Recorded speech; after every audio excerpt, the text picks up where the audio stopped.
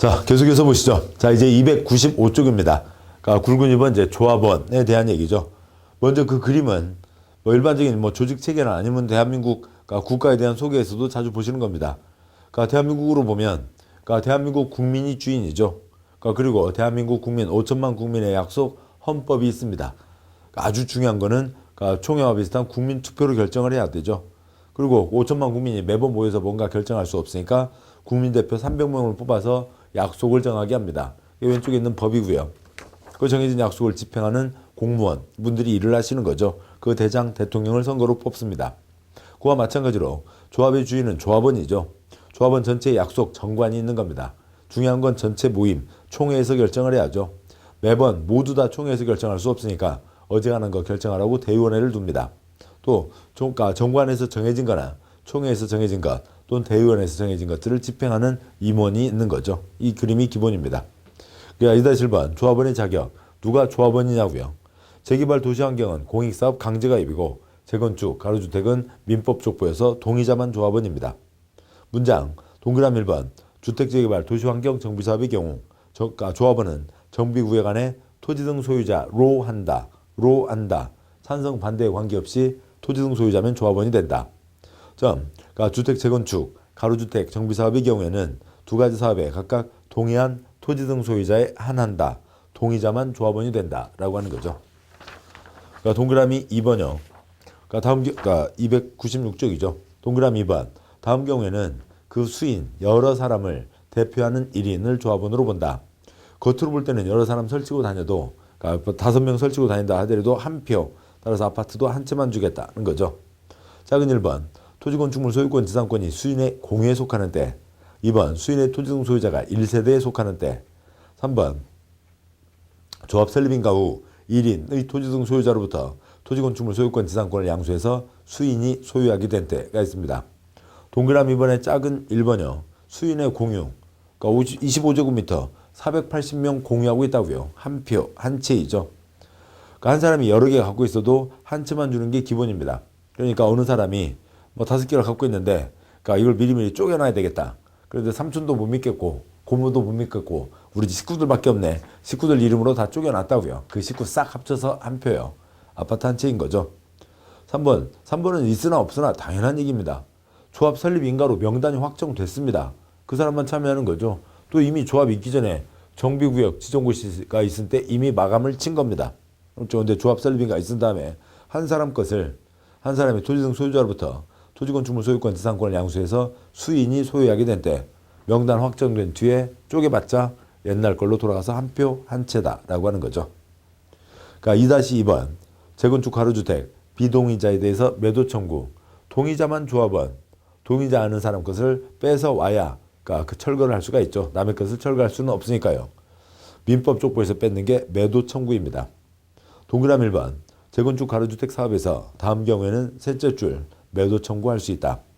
1번 재건축 가로주택 정비사업에 조합 설립 동의하지 않은 자 걸 매도 청구하는 거고요. 2번 재건축에서 건축물 또는 토지만 소유한 자. 아래 괄호요. 재건축에서는 건축물 및 부속 토지 동시에가 훌사되죠. 한 개만 갖고 있으면 돈 주고 뺏긴다는 거죠. 3번 예외적 시행자 규정은 생략합니다.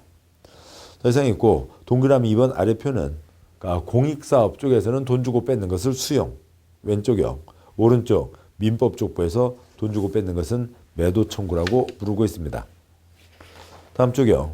그러니까 297쪽에 2-3번 조합원주의 이전할 수 있냐 없냐는 거죠.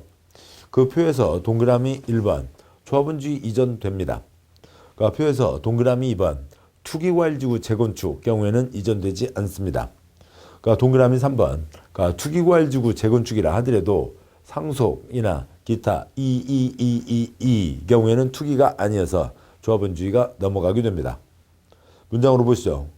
동그라미 1번 조합 설립인가 후 양도증여 판결 등으로 조합원 권리가 이전된 때에는 조합원 권리 취득한 자를 조합원으로 본다.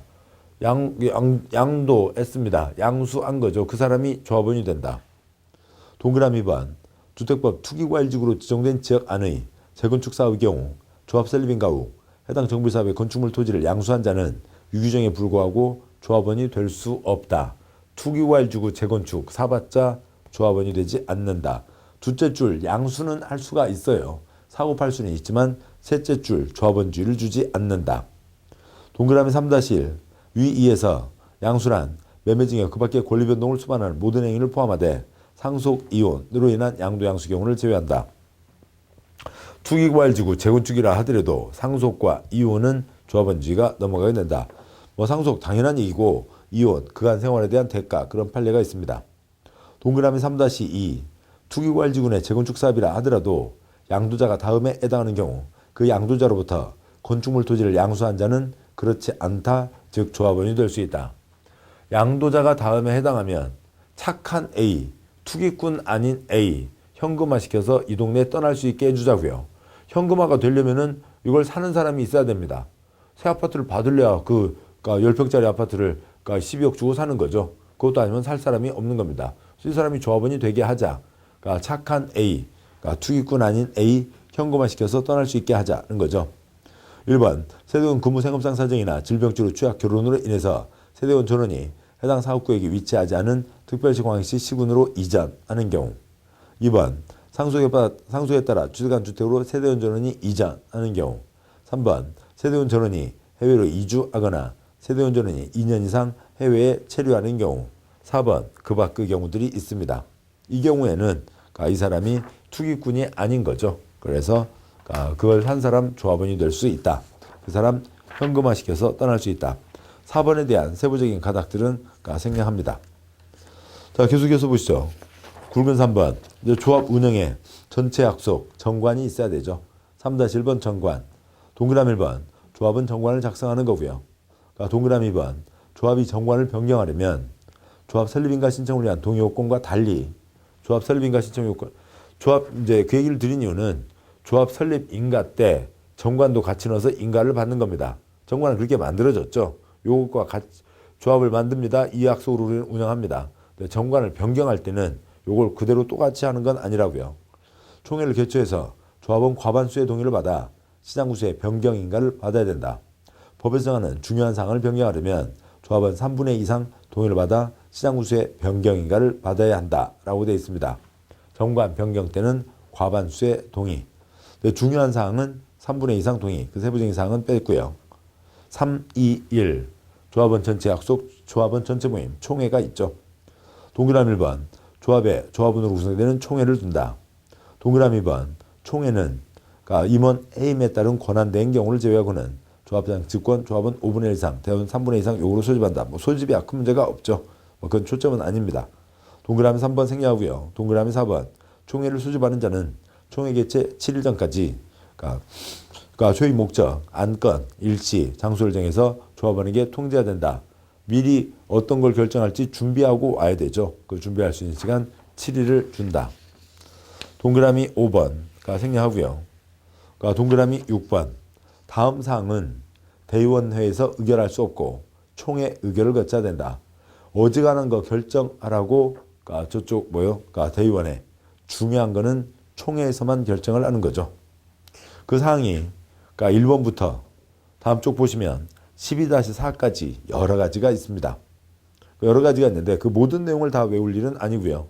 뒤에서 그 중에 중요한 거 몇 가지를 따로 정리한 게 있고 말씀을 드리도록 하겠습니다. 동그라미 6번이요. 아래 가운데 이 법 정관 규정에서 조합원 동의가 필요한 사항은 총회에 상정해야 된다. 라고 해서 또 샵 우물정자 표시가 있는 것들이 있는데 그 세부적인 가닥들까지 다 잡기는 너무 세부적인 사항입니다.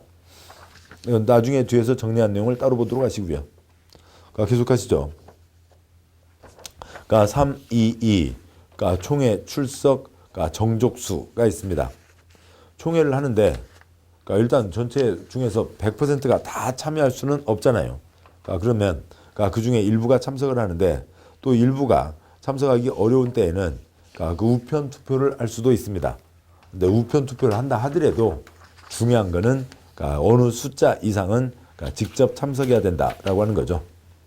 322 동그라미 1번 총회 운영에 대해서는 정관으로 정한다. 동그라미 2번 총회에서 의결을 하는 경우 조합원 10% 이상이 직접 출석해야 된다. 단 창립총회, 사업시행계획서, 그 다음에 관리처분계획, 이거 수립 변경을 의결하는 총회의 경우에는 조합원 20% 이상이 직접 출석해야 된다. 중요한 거는 20% 이상이 출석해야 된다. 323 총회 의결 정족수. 그러면 이제 얼마나 찬성을 해야 결정이 될 거냐라고 하는 거죠. 동그라미 1번 조합 임원의 해임은 일정한 조합원 10분 이상 발의 도입된 총회에서 그건 출점 아니고요. 조합원 과반 출석과 출석 조합원 과반수의 동의를 얻어 할 수 있다. 100명이면 51명. 또 그 중에 반 넘게니까 26명. 그러니까 4분의 1 초과면 되는 거죠. 그러니까 그래서 그 사람들은 이제 조합장을 이제 자른다고요. 그런 것들이 이제 그거죠. 그런데 4분의 1이니까 조합장 문제가 있으면 빨리빨리 바꿔야 되죠. 그래서 저 사람이 나아요. 그 사람 때문에 이 난리가 벌어지고 있는데 빨리빨리 바꾸고. 누가요? 누구라도 그 일은 다 하는 겁니다. 지금 그 나쁜 짓 한 그 조합장이 어디 뭐 뛰어난 사람이었어요? 아무것도 아닌 거였죠. 그래서 사람 바꾸면 훨씬 나아집니다. 그러면 4분의 1로 해서 빨리빨리 바꾸자는 건데요. 그런데 어렵네요. 뭐가 어려워요? 동그라미 1번 둘째 줄이요. 조합원 과반이 출석해야 된다고요. 정비사업을 합니다. 그러니까 시설 엉망, 건물 엉망인 거죠. 거기다 투자해 놓으신 분 거기 동네에서 살고 있지 않는 분들이 많다고요. 10% 이상 출석해야 된다. 특별한 건 20%. 근데 조합장 자르려고 반 넘게 출석을 하냐고요. 그게 어려운 거죠. 동그라미 2번 정관의 변경, 그다음에 사업시행계획서의 수립과 변경, 정비사업의 중지 폐지, 그다음에 관리처분 계획의 수립 변경의 경우에는 조합원 과반 동의를 받아야 된다. 중요한 것들이죠. 정관, 사업시행계획서, 그다음에 사업시행계획서의 수립 변경이나 하지 말자는 거나 같이 이어지는 겁니다. 중지 폐지요. 관리처분 계획은 과반 동의를 받아야 된다. 근데 동그라미 3-1번 다음 사항에 대해서 정관을 변경하려면 조합원 3분의 2 이상의 동의를 받아 시장군수의 변경인가를 받아야 된다. 정관 중에서도 중요한 거는 3분의 2 이상의 동의를 받아야 된다. 자, 앞에 정관의 중요한 사항이 있었죠. 그 중에 여러 가지가 있습니다만 시험에 한번 나왔던 게 조합원의 자격, 조합원의 제명 탈퇴 교체, 정비사업 예정구역 위치와 면적, 조합의 비용 부담과 조합의 회계, 정비사업비 부담 시기와 절차, 시공자 설계자 선정과 계약서에 포함될 내용 등 이런 것들은 다 조합원 그 경제적인 문제, 금전 문제에 직접 연결이 되는 거죠. 그런 것들은 다 그리고 뭐 조합원 자격, 그건 내가 들어가냐 잘려나냐 하는 거죠. 3분의 2 이상의 동의를 받아야 된다. 3-10번 그리고 아까 사업시행계획서와 관리처분 계획도 과반이었습니다만 그 두 가지와 관련해서 정비사업비가 10% 이상 늘어나는 경우에는 조합원 3분의 2 이상 동의를 받아야 된다가 있습니다. 자, 보시죠. 그 아래 표에서요. 그러니까 총회에서만 결정할 수 있는 사항이 있습니다. 조합 5가지는 총회에서만 결정한다. 정비사업 조합 그 5가지와 기타 11가지, 16가지는 총회에서만 결정한다고 되어 있습니다. 그러니까 몇 평짜리 몇 채만 드냐 엄청 중요한 거죠.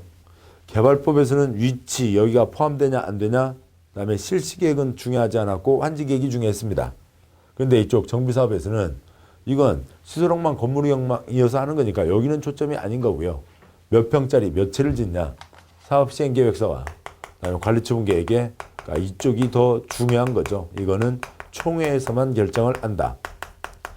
다음에 공통된 사항으로 개발조합, 정비사업조합 마찬가지로 정관의 변경, 그다음에 조합 임원의 선임과 해임, 조합의 합병과 해산 이런 것들은 총회에서만 결정할 수 있다. 그 두 번째 표요. 총회 의결 방법.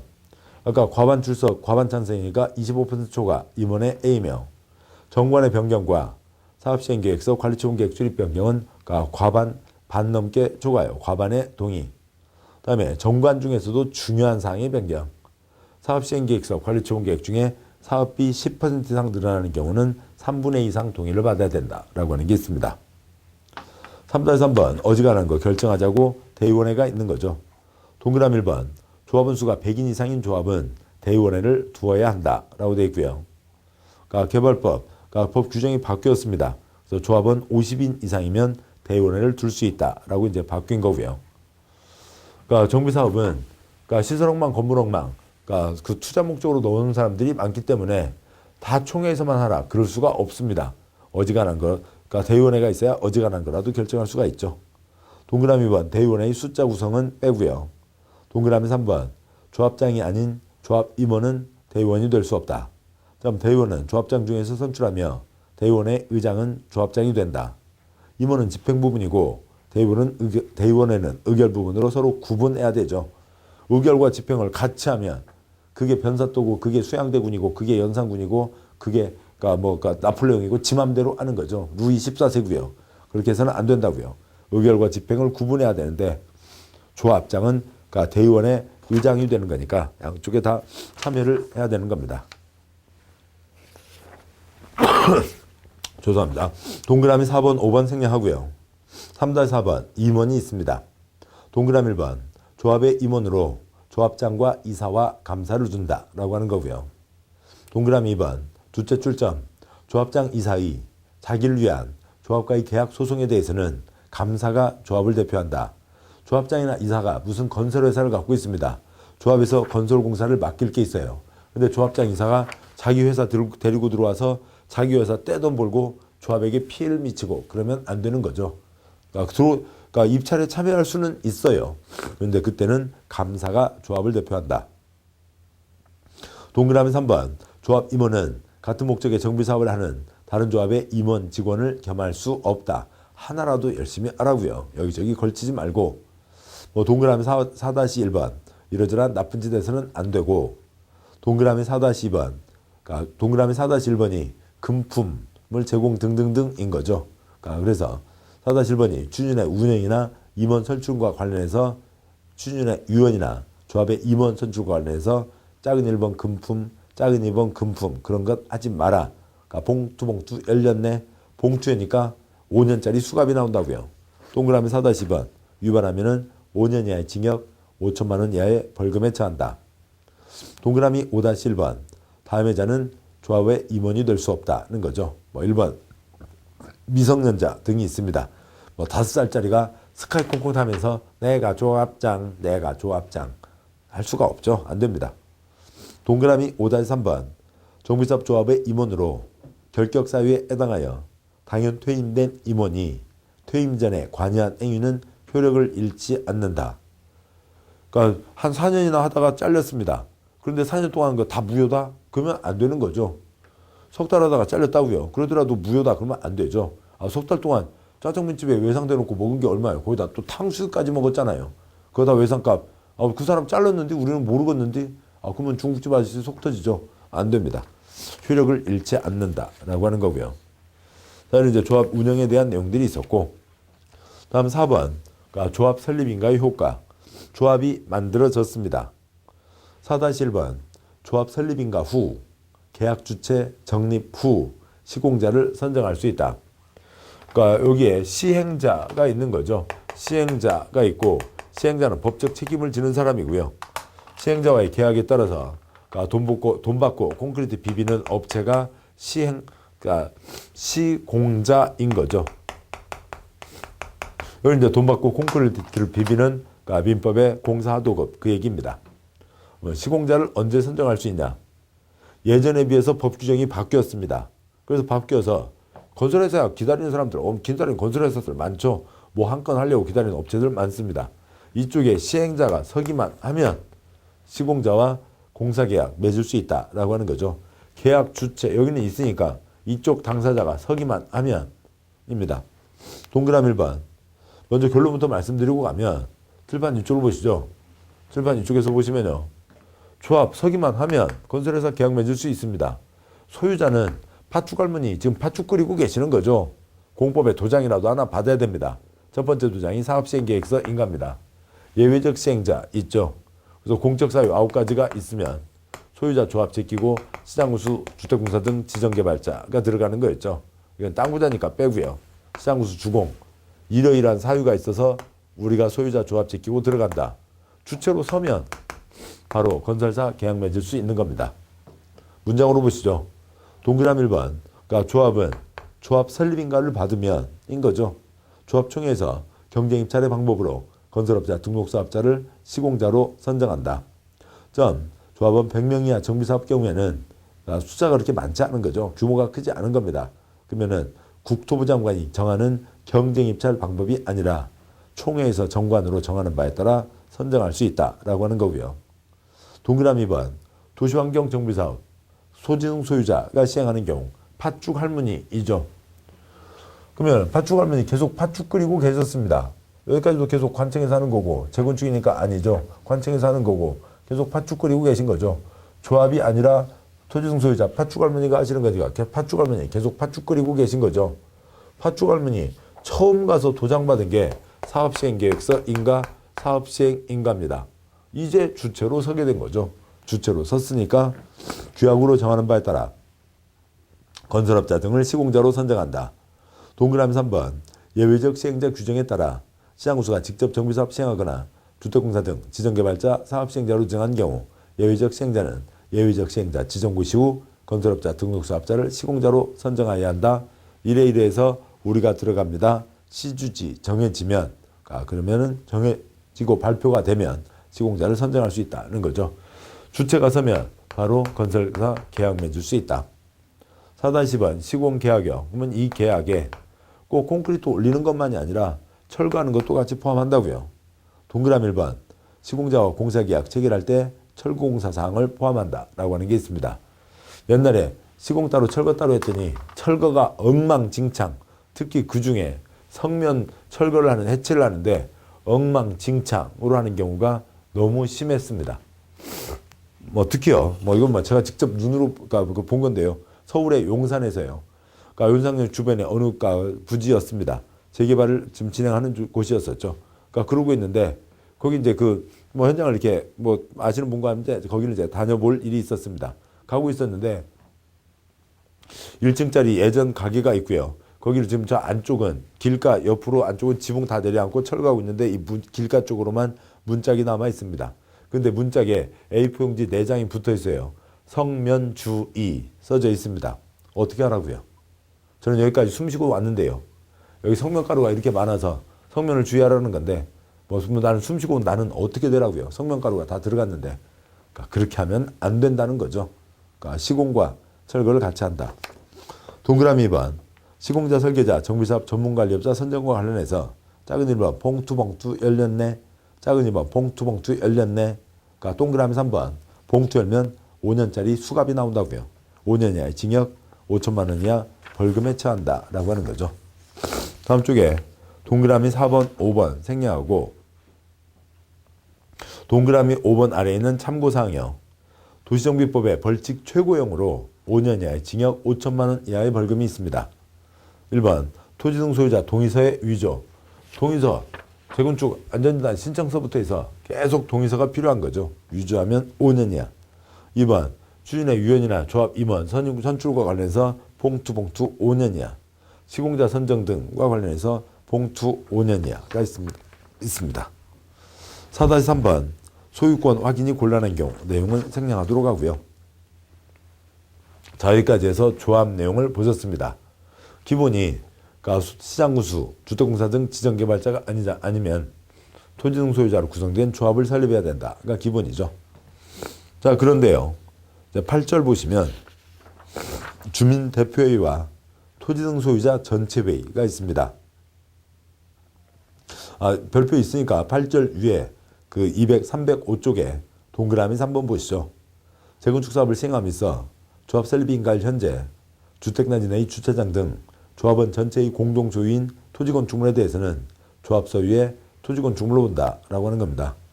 주차장은 한 사람 거 아니죠. 조합원 전체 소유입니다. 공용 부분이니까요. 그거를 조합원 1000명.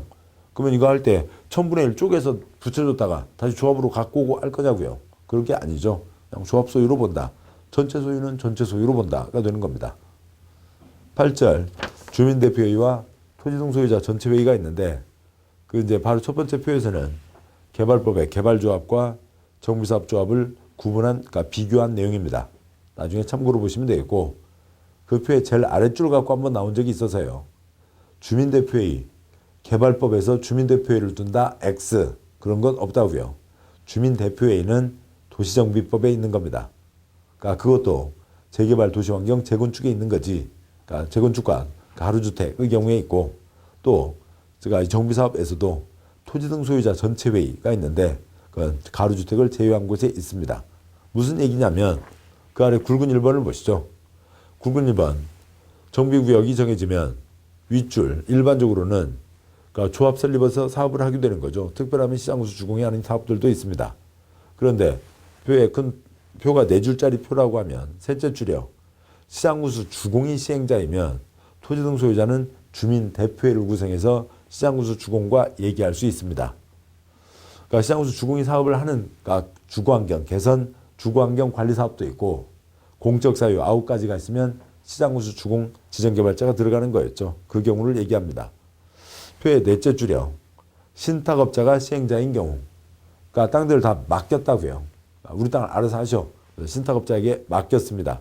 지정개발자에 3가지가 있었고 그 중에 하나로 첫 번째가 땅 부자, 반 이상 가진 사람, 세 번째가 3분의 2 이상 신탁받은 자, 신탁회사가 있습니다.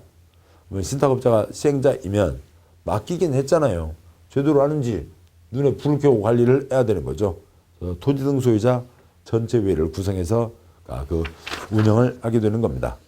이 경우는 조합이 아닌 거죠. 먼저 주민대표기구요. 주민대표기구나 주민대표회의나 마찬가지입니다. 실제 내용은 토지 등 소유자 대표회의와 같은 내용이고요. 그러니까 정비구 동그라미 1번 306쪽이죠. 동그라미 1번 정비구역 안에 토지 등 소유자가 시장구수, 주택공사 등 사업시행을 원하는 경우 사업시행을 원활하게 하기 위한 주민대표기구, 주민대표회의를 정비구역 지정고 시후 구성하여야 한다. 첫째 줄 시장구수 주공이 사업시행을 하는 경우 아니면 또 그렇게 하는 것을 원하는 경우인 거죠. 동그라미 2번 그러니까 주민대표회의는 토지 등 소유자가 과반 동의를 받아서 구성했으면 시장군수의 승인을 받아야 된다. 동그라미 4번 주민대표회의 또는 세입자는 사업시행자, 이제 시장구수, 주택공사 등이 시행자이죠. 들이 일정한 사항에 대해서 시행규정을 정하는 때 의견을 제시할 수 있다. 그쪽에서 와서 하는 건 하는데 공적 주체가 와서 시행하는 건 안 하는데 법 규정에 의해서 그렇게 돼 있으니까요. 하긴 하는데 니네들 마음대로만 하지 마. 우리 뜻은 이려. 서로 얘기하기 위한 게 그러니까 주민대표회의인 거죠. 굵은 2번 지정개발자 중에 그 신탁업자가 있죠. 그들과 만나기 위한 토지 등 소유자 전체회의를 구성하는 겁니다. 동그라미 1번 법 8조 사항 8호가 예외적 시행자 지정사유가 있었죠. 1, 2, 8 9가지 중에 1, 2, 8 3가지는 지정개발자도 들어갈 수 있다. 재개발, 재건축, 조합설립을 위한 동의요건 이상에 해당하는 자가 신탁업자를 주택재개발, 재건축 사업 사업시행자로 지정하는 것에 동의하는 때 있습니다. 규정에 따라 사업시행자로 지정된 신탁업자는 다음 사항에 대해서 정비사업, 토지 등 소유자 전원으로 구성되는 회의, 토지 등 소유자 전체회의에 의결을 거쳐야 된다. 맡겨는 줬잖아요. 맡긴 만큼 또 신탁업자는 맡은 만큼 일을 하는 겁니다. 중요한 거에 대해서는 이쪽에서 얘기를 하는 결정해서 알리는 거죠. 그렇게 진행되는 겁니다. 1번부터 작은 사항들이 있고 7까지 세부사항 생략하고요. 동그라미 2번 토지 등 소유자 전체회의는 시행자의 직권 또는 토지 등 소유자 5분의 1 이상 요구로 사업 시행자가 소집한다. 지금 여기는 시행자가 신탁업자인 경우였었죠. 이게 있습니다. 굵은 3번 우리가 시공자 선정이 있고요. 동그라미 1번 아까 시공자 선정 조합 만들어지면 토지 등 소유자 팥죽 할머니 도장 받으면 예외적 시행자 서면이 있었습니다. 예외적 시행자가 이래서 9가지 사유 중에 하나가 해당돼서 예외적 시행자로 지정합니다. 라고 그들을 세우고 발표를 하면 있었죠. 동그라미 1번은 아까 그 얘기였고요. 예외적 시행자 규정에 따라 시장구수가 직접 정비사업 시행하거나 주택공사 등 지정개발자를 사업시행자로 지정한 경우 예외적 시행자는 예외적 시행자 지정고 시후 건설업자 등록사업자를 시공자로 선정한다. 동그라미 2번 이 경우 주민대표회의, 토지 등 소유자 전체회의는 대통령이 정하는 경쟁입찰 방법에 따라 시공자를 추천할 수 있으며 주민대표회의, 토지 등 소유자 전체회의가 시공자를 추천한 때에는 시장구수, 지정개발자, 주택공사 등은 그들이 즉 주민대표회의 또는 토지 등 소유자 전체회의가 추천한 자를 시공자로 선정하여야 한다고 되어 있습니다. 그 다음에 그 경쟁입찰의 방법으로 일반 경쟁입찰, 제한 경쟁입찰, 지명 경쟁입찰 등등이 있는데 그 세부적인 사항까지야 깊은 내용이죠. 자 여기까지 해서요. 여기까지 해서 정비계획으로 정비구역을 지정한다. 그 앞에 국가의 기본방침에서부터 시작을 해서 정비기본계획, 재건축 안전진단, 정비계획으로 정비구역 지정, 그리고 정비구역 지정고 시의 효과, 추진위원회, 정비사업 전문관리업자, 정비사업조합, 그다음에 주민대표회와 토지등 소유자 전체 회의까지를 보셨습니다. 큰 덩어리가 끝난 거고요. 세부적인 사항들이 남아있는 거죠. 두 번째 계획, 설계도를 써냅니다. 몇 평짜리 몇 채지냐, 그리고 아까 말씀드렸듯이 3만 제곱미터인데 300제곱미터 100채지냐, 100제곱미터 300채지냐, 엄청 중요한 문제죠. 과반 동의가 필요한 겁니다.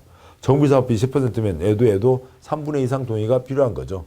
실제로는 엄청 중요한 사항인데, 그런데 우리 시험에서 담고 있는 내용은 그렇게 많지가 않은 거라고요. 보시죠. 3장 사업시행계획서 인가, 제1절 재개발 재건축 소형주택, 재개발 임대주택 규정이 있고요. 제2절 사업시행계획서 인가, 제3절 사업시행계획서 인가의 특례, 특별한 예외와 효과 등이 있습니다. 먼저 제1절 재개발 재건축 소형주택이 있습니다. 재개발 임대주택도 있는데 먼저 굵은 1번이요. 그 그림과 그에 대한 해설이 다음 쪽으로 끊어져 있네요. 넘겨가시면서 같이 참고해서 보도록 하시죠. 작은 글자를 다음 쪽 309쪽에 있는 윗부분에 있는 보면서 말씀드리겠습니다. 먼저요. 308쪽에 있는 그림이요. 용적률 300%가 주어졌습니다. 그러면 만분의 3만을 지을 수 있죠. 그 중에 일부 조합원이 가져가고 일부 일반 분양에서 그 이익을 조합원들이 나누게 됩니다. 오른쪽이요. 그런데 오른쪽 그림은 조그만 집도 짓겠다고 하면 그동안 워낙 큰 평수만 많이 지어왔잖아요. 그래서 60제곱미터 이하짜리도 짓겠다고 하면 60제곱미터가 18.7평입니다. 거기에 공용 부분이 추가돼도 20평 언저리인 거죠. 요즘에는 그 평수들도 이제 이렇게 관심이 됩니다만 몇 년 전까지만 하더라도요. 특히 2008년 금융위기 전까지는 20평, 30평, 그리고 40평이 안 되는 것들은 아예 쳐다보지도 않는 판이었었습니다. 그런 거죠. 만들기만 하면 50평, 80평 다 그런 아파트였었지. 그리고 먼저 100평 넘는 것들이 많고 그랬었던 거였죠. 지금한 거는 만들지 않았었죠. 지금한 것 사람 수, 가구 구성원 수는 줄어들고 있고 조그만 집이 필요하고 지금한 집을 만들겠다고요. 그러면은 아이고 착한 일이네. 용적률을 꼭대기까지 풀어주는 겁니다. 그래서 그림으로 보시죠. 자 그러면은 500% 꼭대기까지 풀어주게 되니까 원래 3만에서 조합원 가지고 일반 분양하는 것 말고 5만이 500%면 2만을 더 질 수 있죠. 그 중에 70%는 일반 분양하고 30%를 조그만 집으로 지어서 인수자, 공적주택에 그것도 돈 받고 파는 겁니다. 309쪽이요. 1번 왼쪽 정비계획 정한 용적률대로 설계도를 작성해서 재건축 사업을 할 수 있다. 소형주택 짓지 않는다. 1:1 재건축. 오른쪽 예로 재건축 사업을 하면서 60 이하 소형주택도 짓겠다고 하면 법적 상한 용적률까지 완화받을 수 있다. 완화받은 용적률의 70%를 조합원에게 더 큰 면적 제공하거나 일반 분양하고 완화받은 용적률의 30%를 60제곱미터 이하 소형주택으로 지어 공개 추천 방법으로 선정해서 시도지사 등에게 공급한다는 거고요. 3번 관리처분계획에서 재개발, 그다음에 수도권 과밀 억제 권역 내 투기과일지구 재건축 사업에서는 60 이하 소형주택 한 채를 추가로 공급받을 수 있다고요. 한 채만 받는 게 원칙인데 이렇게 하면 60제곱미터 이하 소형주택도 지으면 한 채를 더 받을 수가 있다고요. 소형주택을 많이 짓자 한 채 더 줄게. 그런 거죠. 그런 취지이고 그 취지에 대한 문장들입니다. 그래서 세부적인 문장이 있는 것은 위에 취지 설명으로 여기서는 생략하도록 하죠. 다음 쪽 보겠습니다. 310쪽이요. 굵은 2번 각 사업별 주택의 종류와 규모별 비율이 있는데 동그라미 1번 다음 쪽에 동그라미 2번 문장 읽는 거 생략하고 그 아래 표를 보시죠. 표가 옆으로 4칸입니다. 두 번째 칸 주거환경 개선 사업에서는 셋째 줄 일정 물량을 임대주택으로 지어야 합니다. 세 번째 칸이요. 재개발 사업도 셋째 줄 일정 물량을 임대주택으로 지어야 합니다. 재건축은 그런 강제는 없어요. 근데 주거환경 개선 두 번째 칸 주거환경 개선 사업은 지원 사업이죠. 지원 사업이니까 뭐 당연한 얘기고요. 그다음에 근데 세 번째 칸 재개발 사업은 환권이잖아요. 한 채 받아가고 또 임대주택도 낸 겁니다. 그런데 조합에서 임대주택을 갖고 있다는 게 뭐예요? 그러니까 집은 지었는데 조합원은 가져갈 거 가져가고 일반 분양에서 현찰 다 들어왔는데 임대주택을 갖고 있으면 그냥 보증금 받은 거하고 월세 조금인 거잖아요. 그러니까 2억짜리 아파트가 있다고 하면 뭐 보증금 1억에 월 20만 원이든 30만 원이든 받게 되는 겁니다. 그거 받아서 하려면은 이거 덩어리가 아까운 거잖아요. 조합원들에게 볼 때는 경제적 부담이 되는 거죠. 그래서 재개발 임대주택이 있는데 관청 보고 우리 거 사가셔. 그럼 관청에서 사간다고요. 그러면 그거를 조합원들이 싹 나눠서 가지게 되는 거죠. 조합원들을 도와주는 겁니다. 굵은 3번 재개발 사업 조합 지원을 위해서 재개발 임대주택을 인수한다. 그런 얘기입니다. 동그라미 1번 국토부 장관, 지도사, 시장구수, 주택공사 등은 재개발 사업 조합이 요청하면 재개발 사업 시행으로 건설된 임대주택을 인수해야 한다. 이 규정에 따라 재개발 사업 시행으로 건설된 임대주택, 즉 재개발 임대주택의 인수를 요청하는 경우 시도지사, 시장구수가 우선하여 인수해야 한다. 관청 중에서 공적 주체 중에서도 시도지사, 시장군수가 그래서 임대 사업을 할 거니까요. 그쪽에서 우선해서 인수하라라고 하는 규정이 있습니다. 다음 쪽 보시죠. 312쪽에 제2절 사업시행계획서 인가 두 번째 큰 본계획 설계도에 들어오게 됐습니다. 바로 붙어 있는 표는 다 아시는 거죠. 첫 번째 계획 위치 결정, 두 번째 계획 설계도 결정, 세 번째 계획 환권 결정입니다. 굵은 1번 사업시행계획서 작성과 내용. 내용은 이제 아까도 말씀드렸었죠. 정비사업을 왜 한다고요? 시설엉망, 건물엉망이니까 합니다. 그래서 정비계획이니까 당연히 위치결정, 정비구역이 빠질 수가 없고 여기에 어떤 시설을 넣을 거냐고요. 어떤 건축물을 넣을 거냐는 거죠. 초등학교 2개, 중학교 하나, 그다음에 용적률은 300%로 한다. 그러면은 여기에서는 설계도니까 그 시설을 어떻게 설치할 거냐고요. 개나리 초등학교는 무슨 동 몇 번지일 때 몇 제곱미터로 하고 학급은 몇 개로 하고 그러니까 주차장, 운동장 등등 양호실은 어떻게 하고 진달래 초등학교는 어떻게 하고 세부적인 도면이 들어가는 거죠. 그러니까 건축에 대해서요.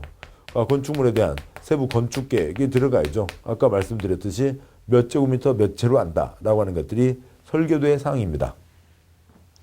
굵은 1번, 동그라미 1번 시행자는 사업시행계획서 안을 작성해서 아까 총회 과반동의였죠. 사업비용 10% 증액이면 3분의 2 이상 동의였고요. 동의를 받은 후 사업시행계획서 인가를 신청하여 시장군수에게 사업시행계획서 인가, 사업시행 인가를 받아야 한다. 동그라미 2번 다음 사항을 포함해서 사업시행계획서를 작성한다. 작은 1번 토지이용계획, 건축물 배치계획. 작은 2번 정비반시설 설치계획. 작은 6번 건축물의 높이, 용적률 등에 대한 건축계획 등이 들어갑니다. 기타 이러저러한 세부사항들은 한 번 정도 보시면 되겠고요. 그 중에 다음 쪽 보시면 313쪽에 보면 여기에 수용 9-8번으로요. 수용, 사용할 토지건축물의 명세 및 소유권 외의 권리 명세가 들어갑니다. 수용 대상 토지 등의 목록이 설계도에 들어가게 되는 거죠. 수용이요. 정비사업은 기본이 환권이죠. 환권인데 아무튼 흙만 있으면 무조건 새 아파트 준다. 그건 아니잖아요. 어느 기준선이 돼야 됩니다. 개발법에서도 기준이 안 되면 과소토지 환지부지정이죠. 그래서 예를 들어서 90제곱미터 이상이면 새 아파트를 받는다. 30제곱미터 갖고 있는 사람은 새 아파트를 받을 수가 없죠. 자, 그런데 30제곱미터 가진 사람이 3명이 모이면 90제곱미터가 된 거죠. 여유가 정관에서 정해져 있고 등등등 서로 동의가 되면은 이런 경우에 아파트를 줄 수도 있는 겁니다.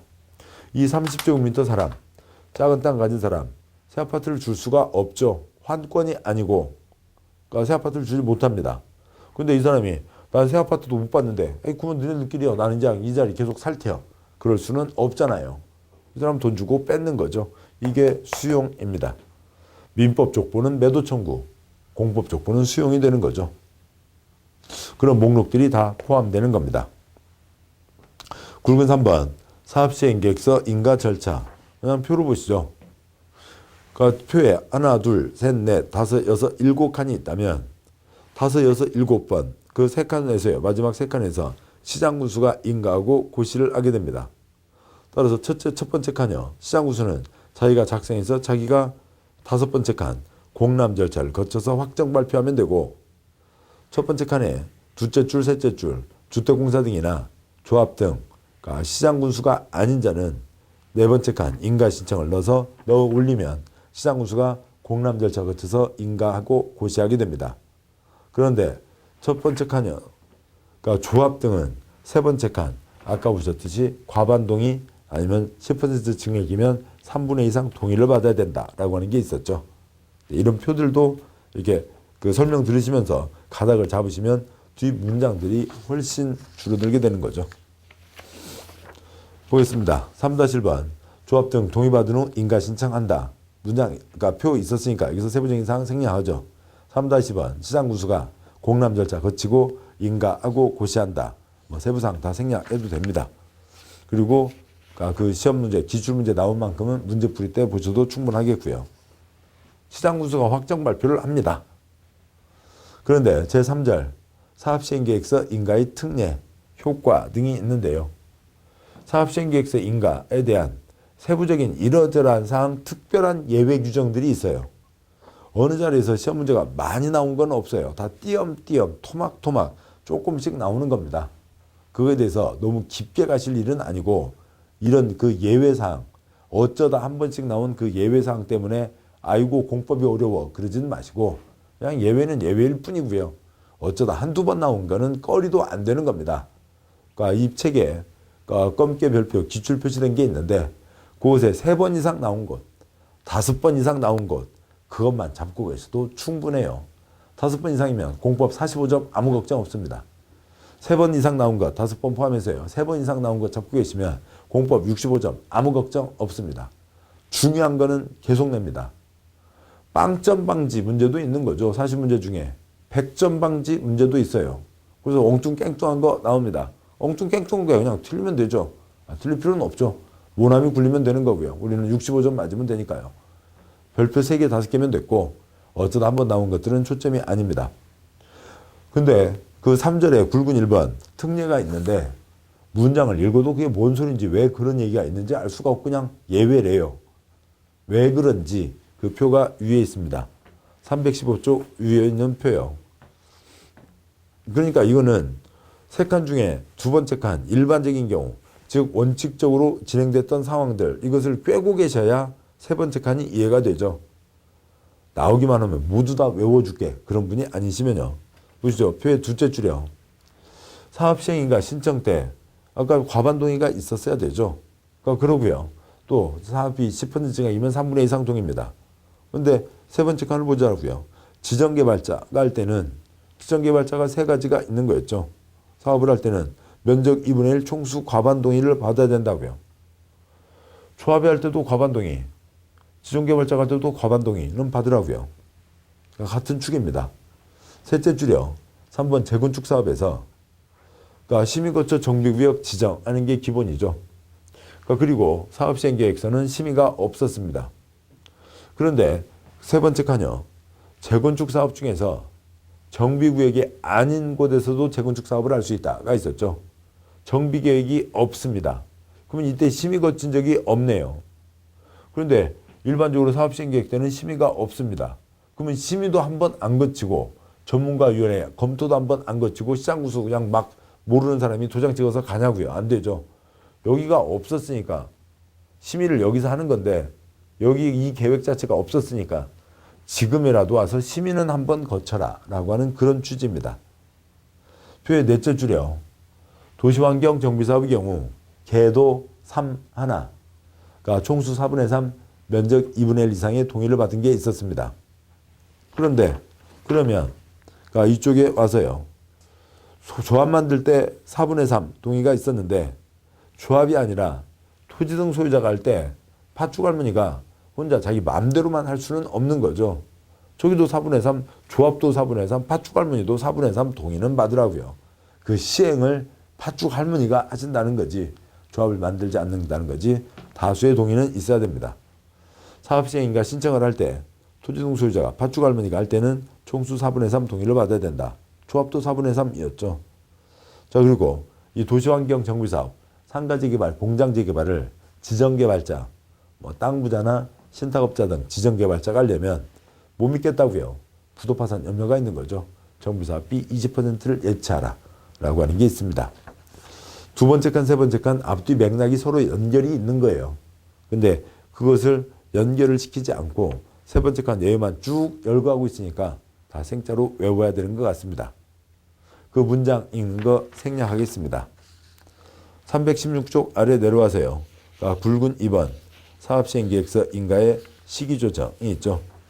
사업시행계획서 인가가 있고 그다음에 분양시청 걸쳐서 관리처분계획 인가가 있게 되면 사업을 하게 됩니다. 사업은 전면 철거로 시작하는 게 원칙이죠. 그러면 철거하기 전에 이분들 다 나와서 이사해서 그 사업 끝나고 새 아파트 받을 때까지 임시로 살 전셋집 구해야 되는 거죠. 근데 그 동네 지금 집값이 펄쩍펄쩍 뛰고 있고 전셋값도 너무 뛰고 있어서 지역에 큰 문제가 되고 있습니다. 근데 여기 이 동네 사람들 다 나오게 되면 또 문제가 되는 거죠. 그것도 한두 군데가 아니라 여러 군데서 나오게 되면 아이고 와서 좀만 기다리려고 그래. 좀만 기다려. 좀 집값 좀 이렇게 좀 안정되면 그때까지만 하자고 좀만 기다리라고 할 수 있는 거지 5년, 10년을 기다리라고 할 수는 없잖아요. 조금만 지둘려 1년 범위에서 기다리라고 할 수 있습니다. 굵은 2번 시기조정, 동그라미 1번 사업시행 인가나 관리처분계획 인가나 다 시장군수구청장의 권한이죠. 그래서 시장군수구청장이 자기가 판단해서 시기를 조절하거나 아니면 동그라미 2번 시도지사가 요청할 수 있죠. 동그라미 2번 시도지사는 넷째 줄여 시기를 조정하도록 시장군수에게 요청할 수 있다. 동그라미 3번 그 조정 시기는 여기에 인가신청, 여기에 인가신청부터 1년을 넘어설 수 없다라고 되어 있습니다. 그 다음에 굵은 3번 저 사업시행계획서 인가 후 조치 내용이 있는데 여기 내용은 지금 크게 중요한 내용은 많지는 않습니다. 출제된 내용은 없고요. 계속 가시죠. 그 다음에 굵은 4번 수용과 사용에 대한 게 있습니다. 수용 대상 목록이 있고 지금 이런 경우가 수용인 거죠. 4-1번 동그라미 1번 동그라미 1번 동그라미 2번 동그라미 3번이 있는데 그 아래에 있는 표를 먼저 보시죠. 표가 3칸입니다. 첫 번째 칸 공익사업 족보는 취득하거나 사용할 수 있다. 즉 수용하거나 사용할 수 있다. 수용으로 가는 거고요. 세 번째 칸 재건축 대부분과 가로주택 사업은 민법 족보죠. 민법 족보니까 수용이 아니라 매도 청구라고 하는 겁니다. 두 번째 칸 갖고 시험 나온 적 없고요. 두 번째 칸 재건축인데도 긴급히 필요하면 수용할 수 있다. 그런 한 예외가 있습니다. 그 문장이 위에 있는 거고요. 4-1에 동그라미 1, 동그라미 2, 동그라미 3이 있습니다. 4-2번 토지소방법 준용과 특례요. 이번 거 수용해야죠. 수용에 대한 일반법, 그러니까 토지보상법이 있습니다. 이건 수용에 대한 일반법이죠. 지난 아까도 그러니까 그 다른 앞 시간에서도 보신 내용입니다. 수용하려면 목록이 정해져야죠. 근데 목록이 달랑달랑 돌아다니는 게 아니라 뭐에 포함된다고요? 사업 인정에 포함됩니다. 자, 그런데 여기 도시정비법에서 수용 대상 목록이 나왔습니다. 목록이 나왔으니까 이쪽 공익사업에서 일반법이 아닌 특별법에서 목록 나왔으니까 이쪽 목록 필요 없다. 따라서 이쪽 사업인정 필요 없다는 거죠. 목록이 달랑달랑 돌아다니는 게 아니라 사업시행인가 때 발표가 된 거죠. 사업시행인가가 있으면 즉 목록 발표가 됐으니까 이쪽 목록 필요 없다. 사업인정 필요 없다가 되는 거죠. 이게 동그라미 2번 문장입니다. 토지보상법을 준용함에 있어서 수용대상 토지 등의 목록을 포함한 사업시행계획서 이쪽이죠. 죄송합니다. 동그라미 2번 토지보상법을 준용함에 있어서 수용에 대한 문제에 있어서 수용대상 토지 등의 목록을 포함한 도시정비법의 사업시행계획서 인가고시가 있은 때에는 수용대상 목록을 발표하는 것이 주 내용인 토지보상법의 사업인정 고시가 있은 것으로 본다. 사업인정 필요 없다는 얘기죠. 동그라미 3번 재결 신청은 그냥 편하게 외우시자고요. 보상금 얼마로 할지 결정해 주세요에 대한 건데요. 그러니까 그 재결 신청은 우리 시험공법에서는 싹 다 사업 시행기간 안에만 하면 된다라고 되어 있습니다. 동그라미 4번. 그러니까 일반적인 내용과 다른 한 가지 내용이 더 있습니다. 대지 건축물을 현물 보상하는 경우 토지상법 규정, 사전 현금 보상 규정에 불구하고 준공인가 이후에 현물 보상할 수 있다고 되어 있습니다. 지금 이거는 이제 이 경우이죠. 30제곱미터짜리는 새 아파트를 줄 수가 없죠. 그래서 돈 주고 뺏는 겁니다. 그런데 그분 세 분이 모여서 90제곱미터로 해서 같은 일정한 요건을 갖추었습니다. 정관에 여러 명이 모여서 같이 하면 하나로 할 수도 있다라고 하는 규정이 있다고 치죠. 그게 있는 경우에요. 그것도 없이 아무 때나 자기 마음대로 우리 세 명 모였어. 하나 줘. 그렇게는 안 되는 거고요. 정관에 정해져 있는 경우입니다. 그러면 이분들에게 새 아파트를 하나 줄 수가 있죠. 이분에게는 뺏어오기 전에 사전에 현금을 주는 겁니다. 이분에게는 사업이 끝난 후에 준공인가 이후에 돈이 아니라 콘크리트로 아파트 한 채를 줄 수가 있는 거죠. 그게 예외라고요. 사전 현금 보상에 대한 예외로 사후 현물 보상할 수 있다라고 하는 겁니다. 동그라미 5번 생략하고 그다음에 그 아래에 있는 토지보상법 얘기는 계속 말씀드렸던 거였죠. 굵은 5번 사업시행 인가구 시대가 종전 토지건축물 감정평가를 해서 그때를 기준으로 감정평가해서 그 가격에 따라서 분양 신청을 하게 되는 겁니다. 감정평가 기준 시점이 됩니다. 네, 그게 감정평가를 한다는 게 딱 정해져 있는 게 아니고 이쪽에 그러니까 그게 정해져 있는데 여기에 문장으로 써져 있는 게 아니라 이 중에 하나로 들어가 있는 겁니다. 굵은 5번 관리처분 계획 내용 가운데 분양 대상자별 종전 토지건축물에 대한 명세 그리고 이 사업 시행인가 고시가 있은 날 기준으로 한 가격 사항이 있습니다. 그 가격 순서대로 분양 신청한다가 이어지게 되는 거죠. 동그라미 2번 해설. 정부사업 실제 진행할 때에는 사업시행계획서 인가 고시 후 종전 토지건축물에 대한 감정평가를 한다. 그 후에 분양 신청을 받는데 종전 토지건축물 가격이 높은 사람부터 분양 신청하는 게 일반적이다는 거고 그것을 아주 부드럽게 그러니까 법에 써놓은 시행령에 써놓은 게 주택의 공급 순위는 기존 토지건축물 가격을 고려하여 정할 것. 이 경우 기준은 시도 조례로 정할 수 있다라고 되어 있습니다. 주택의 공급 순위는 가격을 고려하여 정할 것. 그게 무슨 얘기겠어요? 땅값, 집값 비싼 사람부터 먼저 찍어간다는 얘기죠. 그래서 조합의 뒷부분 내용과 사업시행계획서 인가까지를 보셨습니다. 설계도가 확정됐죠. 감정평가도 합니다. 그래서 분양신청 관리처분 계획으로 이어지는 과정이 되겠죠. 그 뒷과정으로 이어지게 됩니다. 잠깐 쉬고 뒷 내용들 계속 이어서 보도록 하시죠. 수고하셨습니다.